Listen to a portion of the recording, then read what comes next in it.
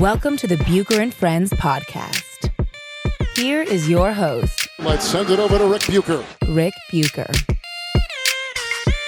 Welcome to another episode of Bucher and Friends, part of the United WeCast Network. And special friend is Blake Griffin. I did a story on him for Bleacher Report. Got to spend some quality time with him, quality conversations, and decided that now that the story is out and I couldn't use everything that we talked about, that I would repurpose it into a podcast. And there was so much there that we decided to do two podcasts, part one and part two. Here is part two. After getting, kind of the shock of being moved, like everything kind of coming together in the right place at the right time in terms of your evolution as a player, the opportunity here. Mm-hmm. Like I don't want to make something that it's not, but I just feel like the role that you get to play here and where you are as a player, and the aspirations of this franchise at this time. Mm-hmm. Like maybe it's timing, good timing that it's all coming together.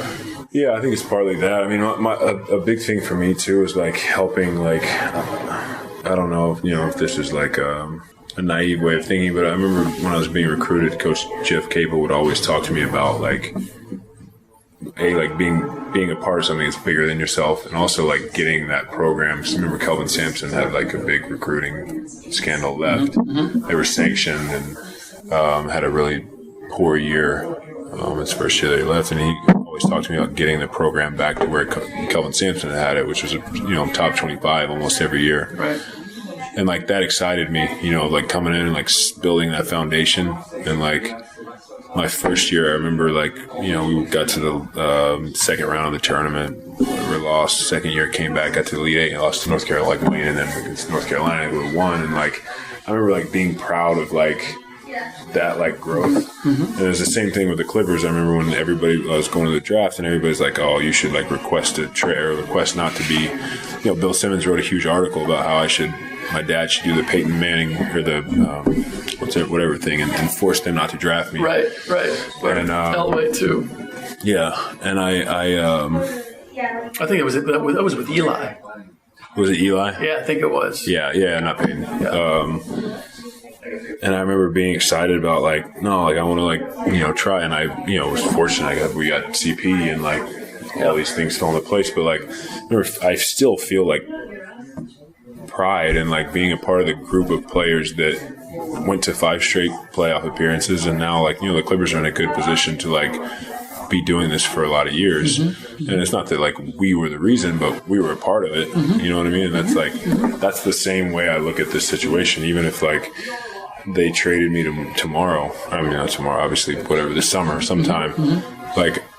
I always like that challenge of and that's why Coach Casey and I kind of talked about a lot is building the foundation of this franchise. Mm-hmm. Making sure that people know this is the way we're going to play. We're going to play hard. We're going to be a little bit smarter and give the Detroit fans a product that they can really get behind. Yeah. Because I think that's how it starts. Yeah.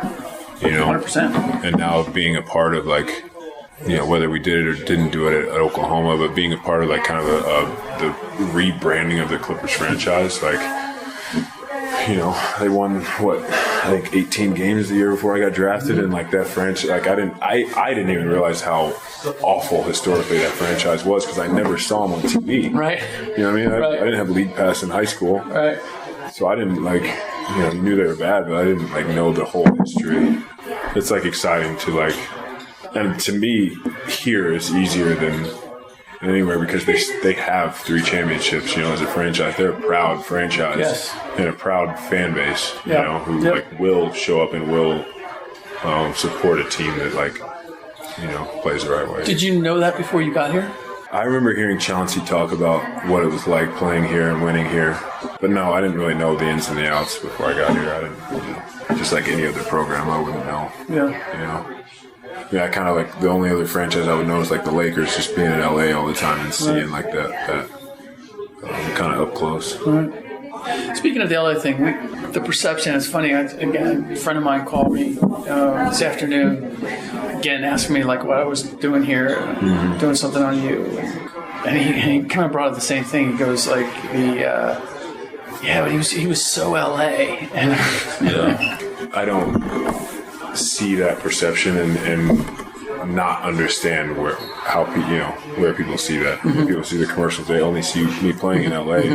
They see commercials, and in LA, like it's tough to go do something without being in like a photo or whatever it is. So like part of it's my own fault, but part of it's just me living my life. Yeah. I mean, well, and I was struck by that, like just today, like when we're walking around, whether we're in the cafe or walking over to the town center or walking through the town center or whatever. And there's some people that know you and said hello, but I would think that in LA it'd just be totally different.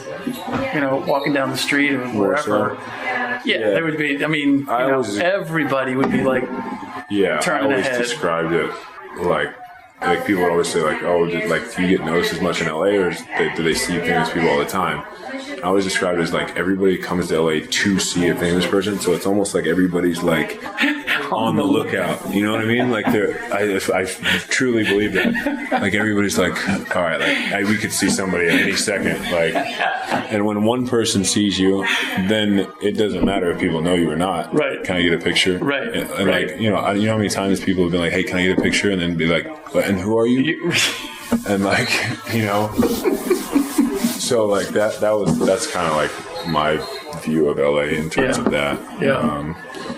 Here I think it's like people like really like people always say like we appreciate what you're doing. You know what I mean? That no one ever said that in LA. You know what I mean? Yeah. Well, I think which is like a really cool thing to hear. I think they appreciate that you're here. Yeah. It's like people they say that, like appreciate you coming here, or like whatever it is, or like embracing the city. And it's like it's both ways. They've done the same thing for me here. Yeah. Do you do you really memorize the? Here's another.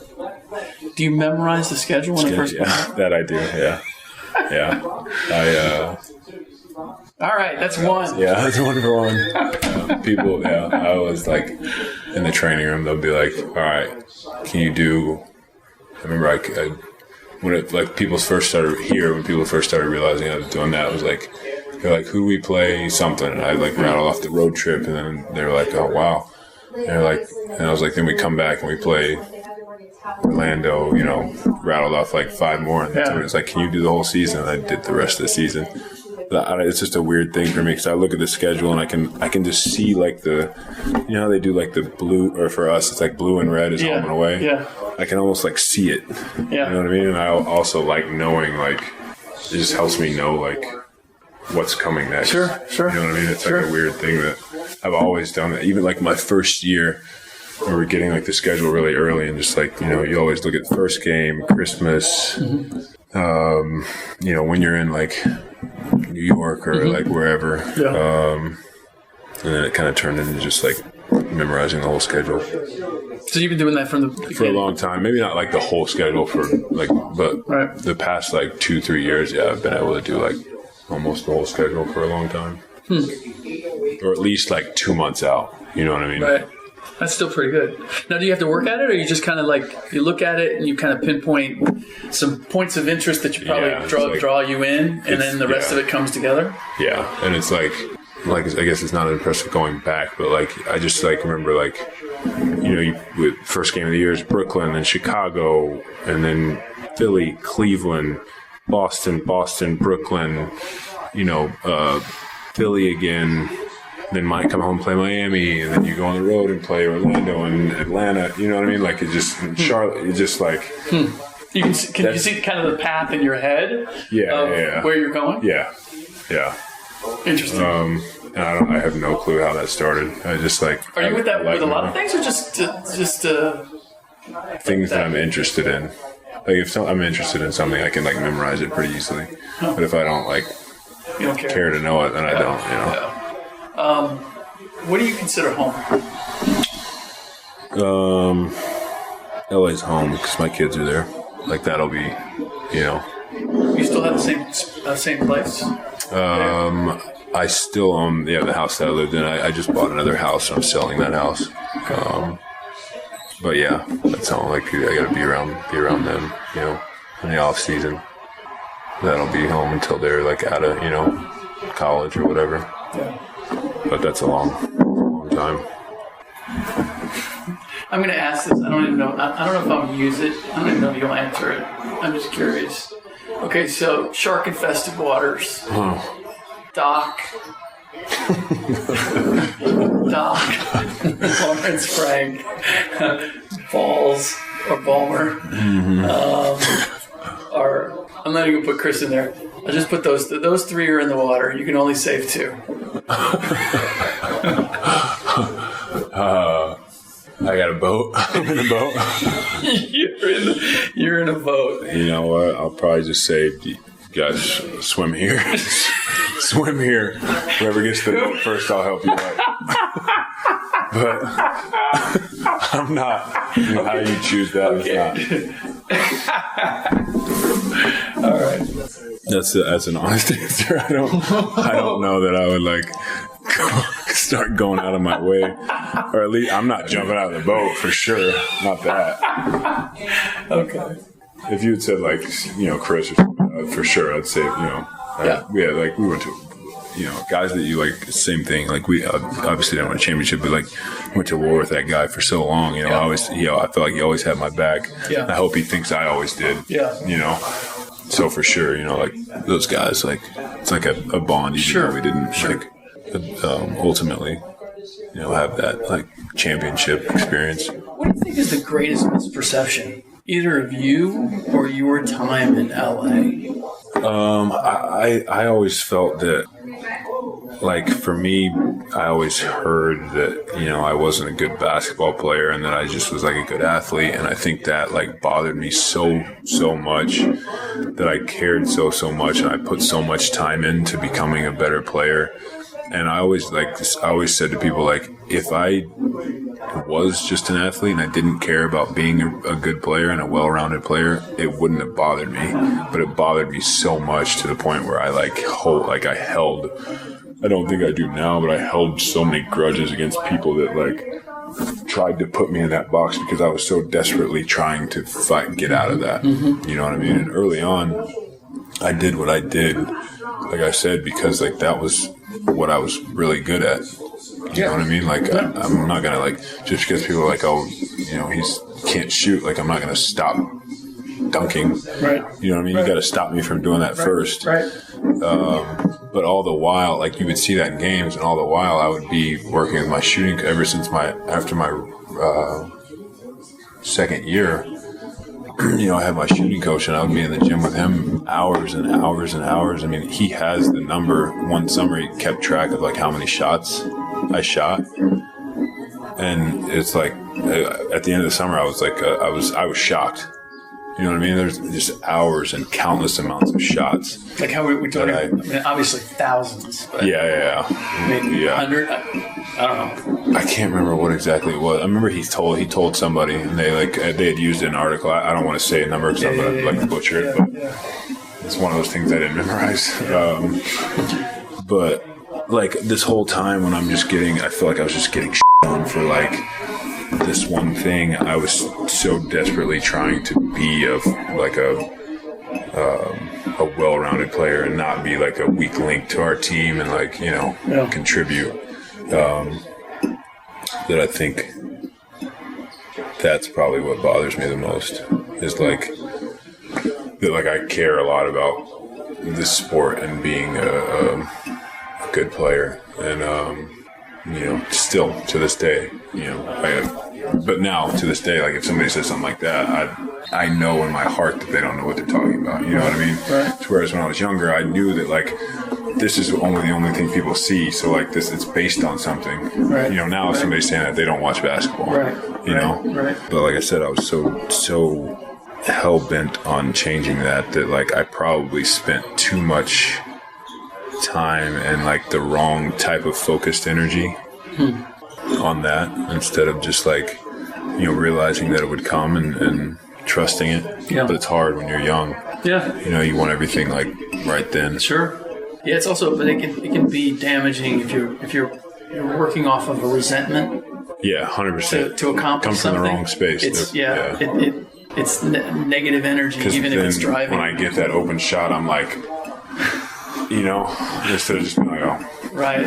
Which is what I do now. Like I miss a shot now, and I think the next shot's going in, and I never had that until like. It's so interesting, because that was the thing that, like, I was trying to figure out with you along the way, which was, in need situations, were you comfortable taking that shot? Were you comfortable doing whatever? And you didn't always look comfortable to me. No. Or confident. Yeah. And now when I see, like, certainly this season, it's, like the 3 in Denver. Yeah. You didn't make it, but you took it like like. That was going in. Exactly. Even when I left my hand, I thought it was going in. Exactly. Like the circumstance, and Phillies, there's been plenty of situations where it was a matter of you thinking, how can I get to where I want to go to take this shot? Right. As opposed to, am I going to have to take this shot? Right.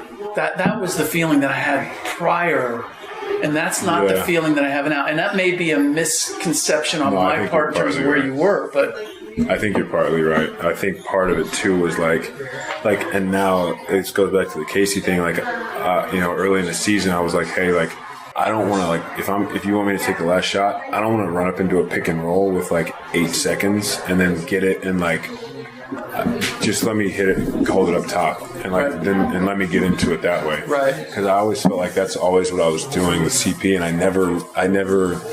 So, like, obviously a lot of times he would come off and, make a play. Right. Or if he hit me, then for me it was always like quickly read and react, and that's a lot. Mm-hmm. That's not really like how I like operated. Mm-hmm. So, and I had this conversation with Sweeney again the other day. Actually, you know what's crazy?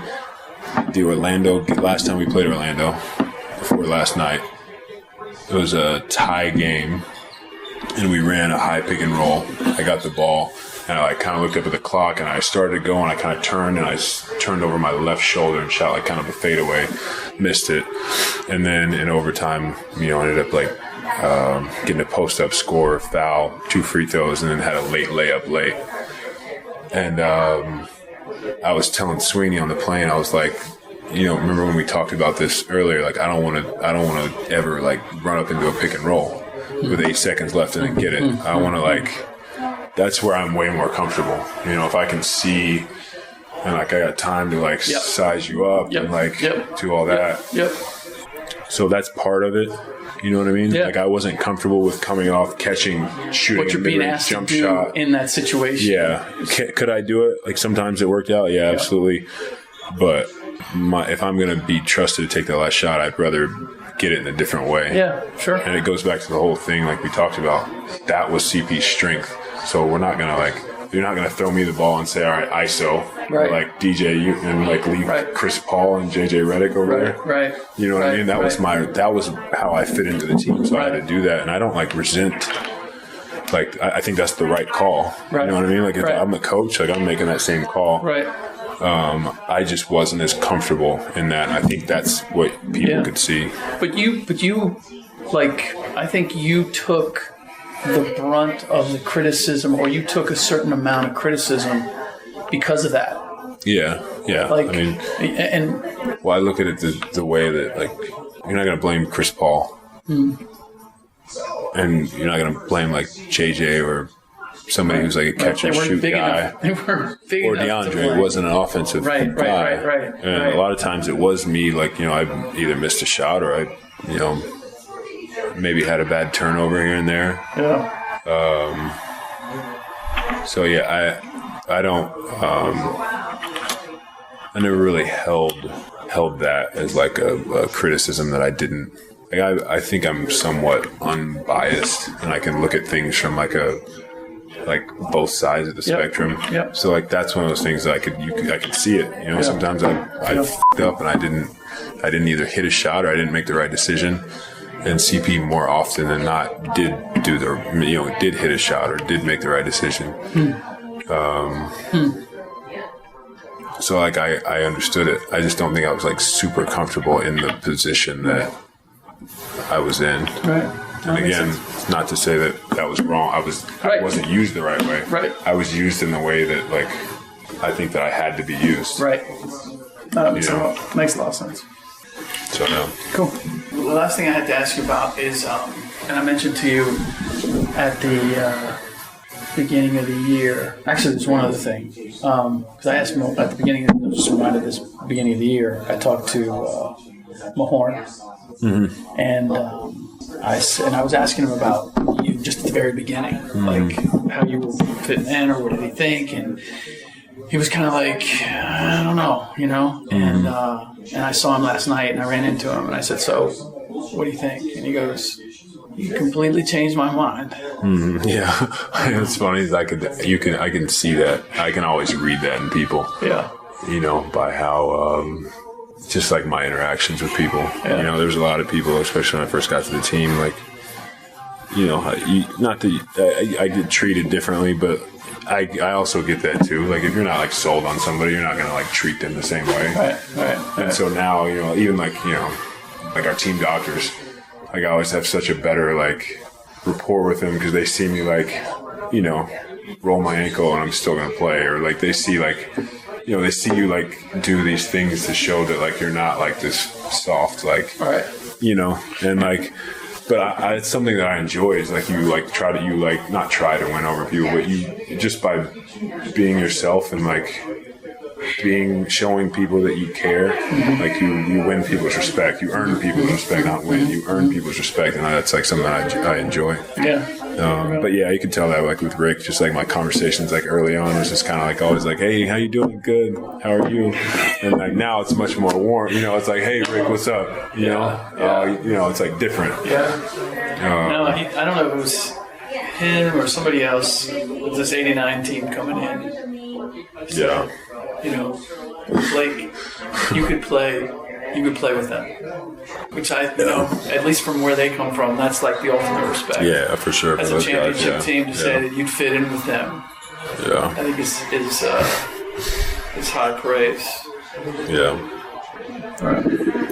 Well, hey man, listen, thank you for the food and of course the hospitality and the time. I really appreciate it. But as I said, a month or so ago, I just really admired what you were doing here, and I felt like people, I don't think people quite, you just had a label, or there was an impression on you that I didn't think was accurate or fair. For who you are. I feel like I don't know if people are paying attention, but I feel like you are shedding that or whatever, and I wanted to write about that because whether it's for you or for the Pistons or whatever, I like stories or situations where people are able to come together and find their own solution, solution to their common goals or problems or whatever. It's definitely been a year that I've like, I think I'll look back and be like, this was a very important year.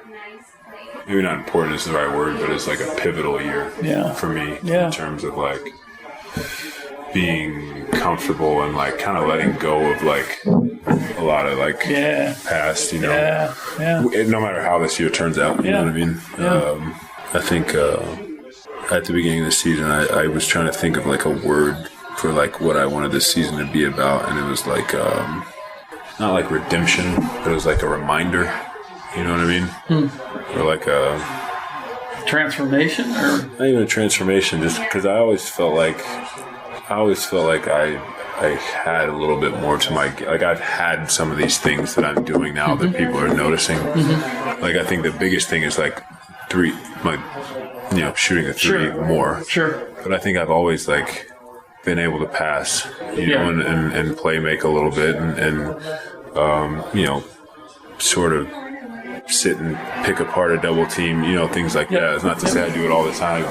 I've had games with 6-7 turnovers, even this year. But like, it's not to say I'm like in control all the time. But like, I always felt like I was on like a good trajectory for my career, and some injuries here and there like kind of plateaued me, and it, I do everything in my power to not have those injuries, but sometimes they just happen. Yeah. And I think that those kind of went hand in hand with like my game continuing to evolve on the same trajectory as it was earlier in my career.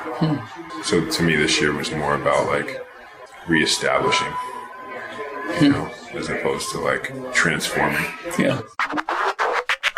All right, that does it for part 1 and part 2 of my conversations with Blake Griffin. Hope you enjoyed them. Hope you're enjoying the podcast. If you do or you don't, drop us a rating. We'll take any rating that you give us, 1 through 5. You can get that review on iTunes or wherever you get your podcasts. If you want us to do something for you, screenshot the review and send it to us. Tweet it to us at Bucher Friends, and you'll be entered for a chance to win some prizes. All right. In the next podcast, I will be joined once again by Ryan Hollins, and we will get into all that is transpiring in the NBA playoffs. As always, thanks for listening.